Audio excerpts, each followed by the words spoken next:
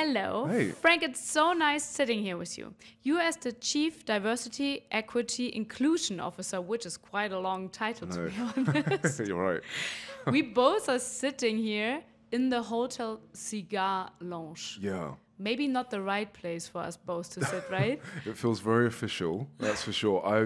I can't say I've actually sat in a cigar lounge before, and being a non-smoker, not that I judge anyone that smokes, it's quite an interesting experience being here. It is. It will be interesting. Maybe later on we should ask people if they feel a different spirit in here after we both have been in here. What is the aura of the cigar lounge? Yeah, I think we've raised the mood in here, maybe. Definitely. We ask people later. But let's talk about you. When I was going through your LinkedIn profile, I have to be honest, I was really impressed.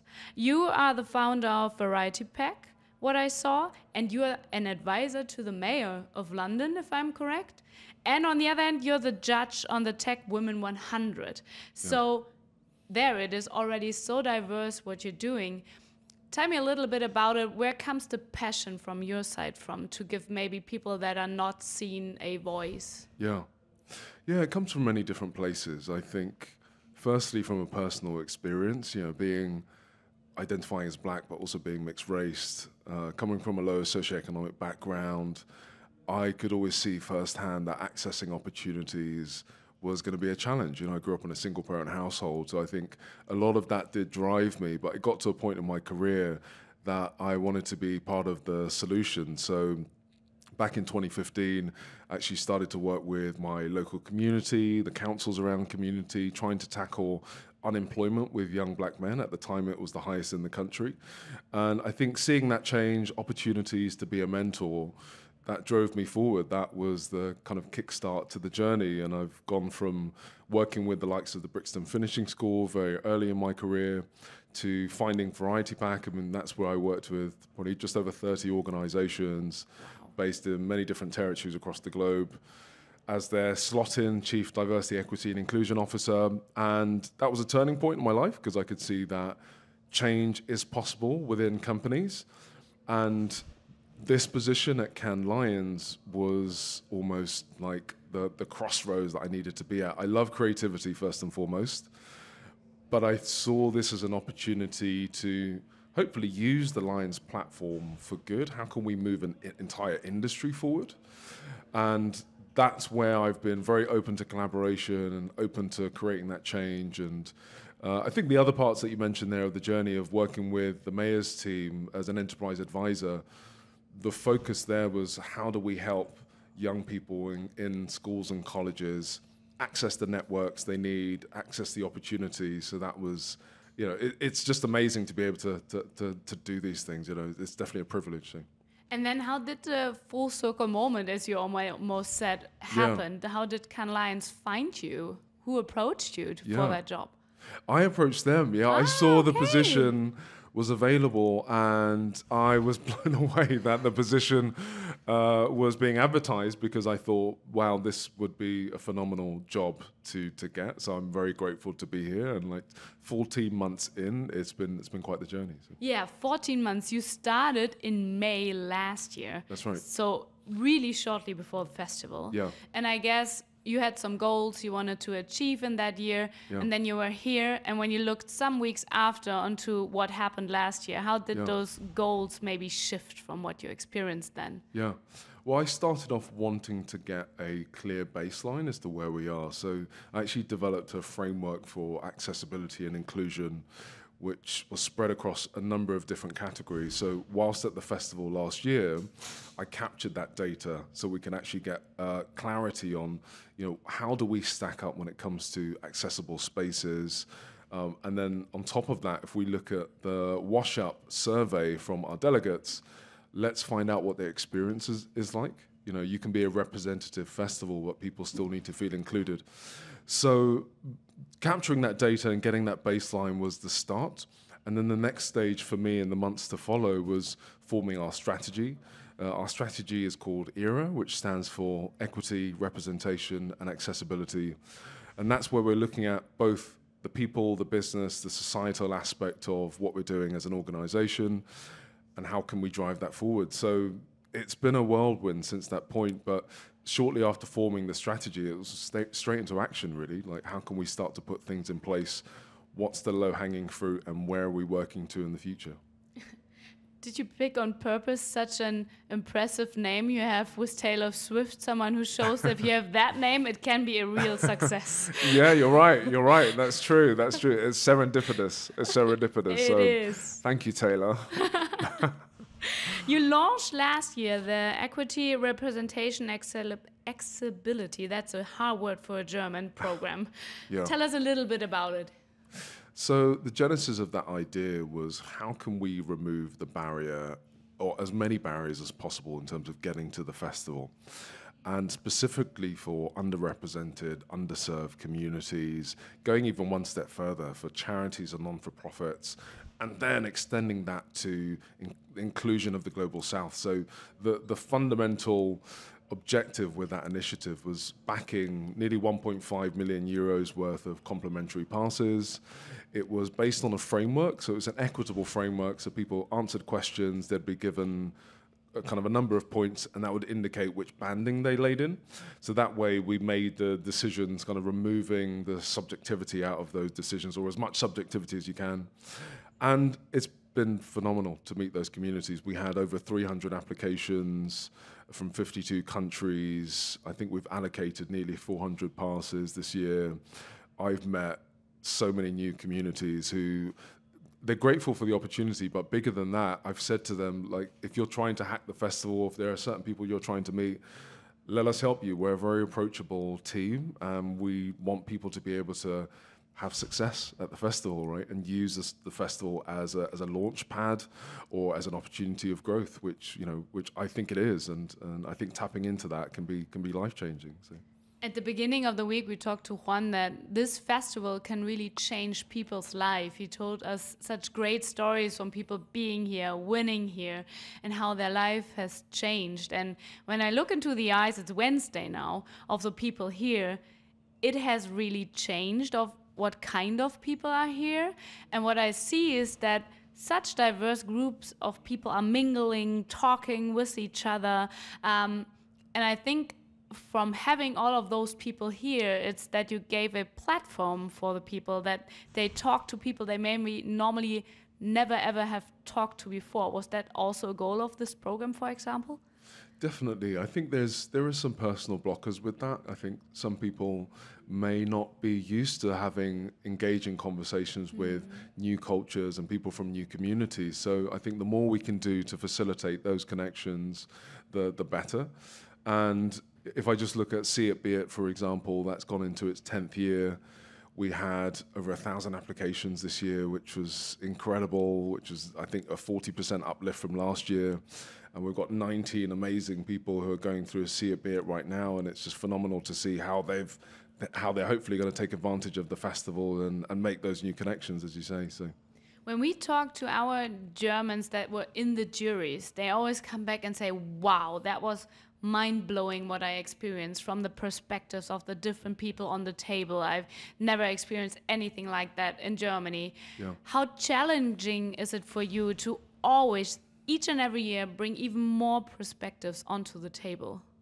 I think the team do a phenomenal job with that. There's intentionality behind how can we have the most representative jury globally of any jury that exists.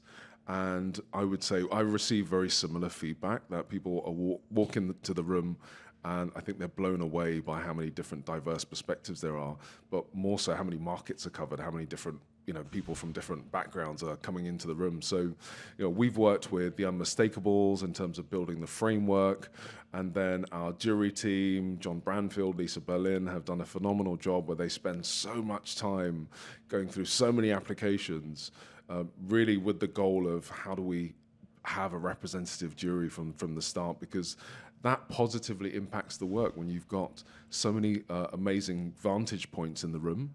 That's an amazing way to say, look, culturally, this is what this means to me. And I think that is kind of the level, right? That's what we should expect. And then just days before the festival, all over the press was that you guys will launch, together with Time 2, that's right, a sexual harassment guide that will guide before the festival, during the festival and after. Could you tell us a little bit more about that? Yeah, the genesis around that was really bringing forward a part of the industry that maybe people don't always talk about. The existence of sexual harassment hasn't just disappeared, and it happens to everyone, irrespective of gender. And one thing we wanted to make clear is that we're an inclusive festival, and we want people to treat each other with respect.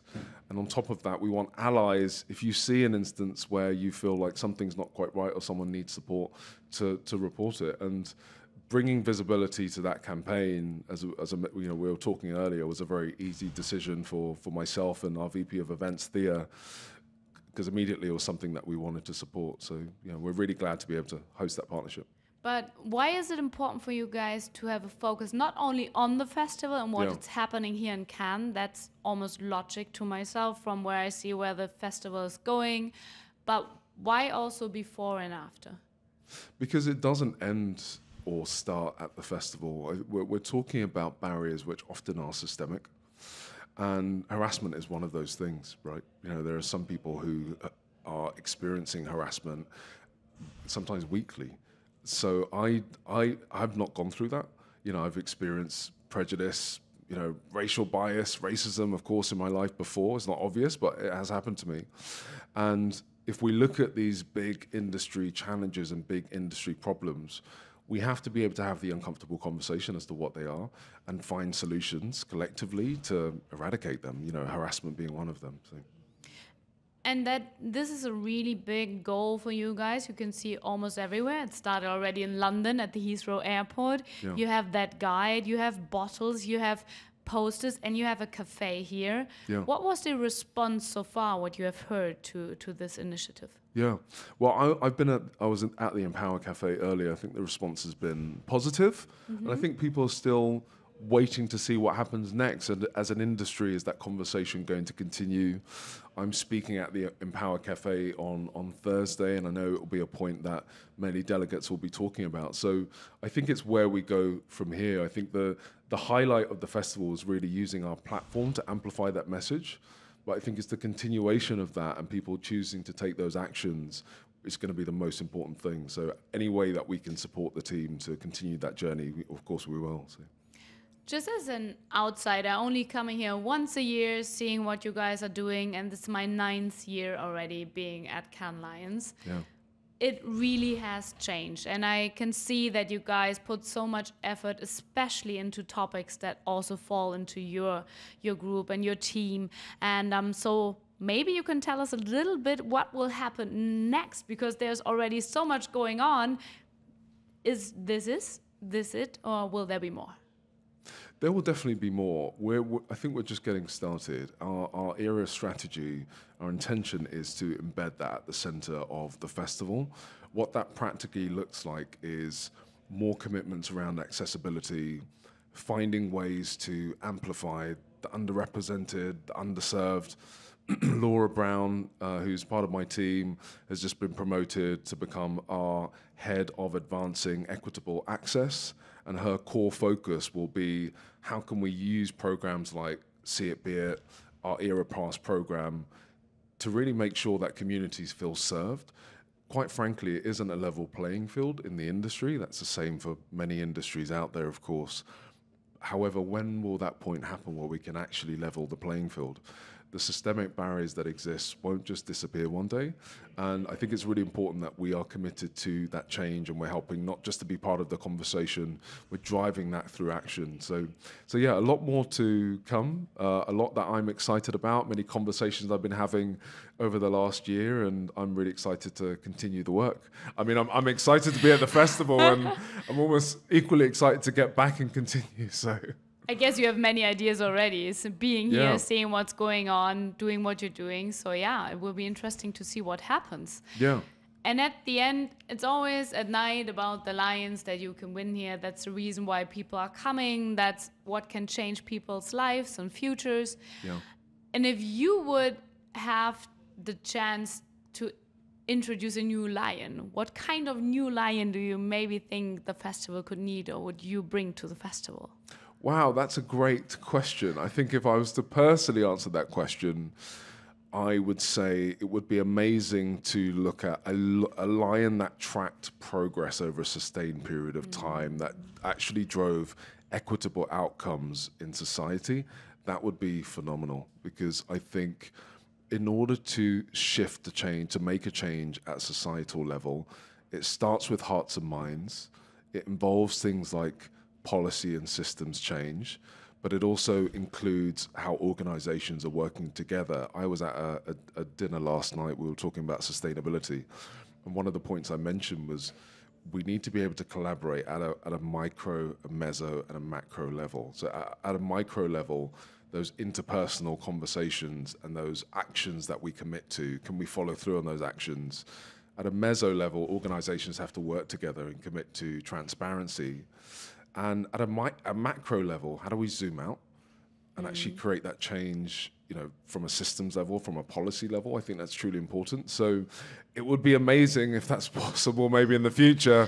It's quite a technical line, I would say, to capture a phenomenal work that is helping to drive more equitable outcomes. I would love to see that. Well, I would say we cut this part out and send it straight to Marianne and tell her, look, we got a new idea, a new trend. You should have a focus on that one. We will send that one You've to her. heard it here first. Absolutely. Absolutely. Okay.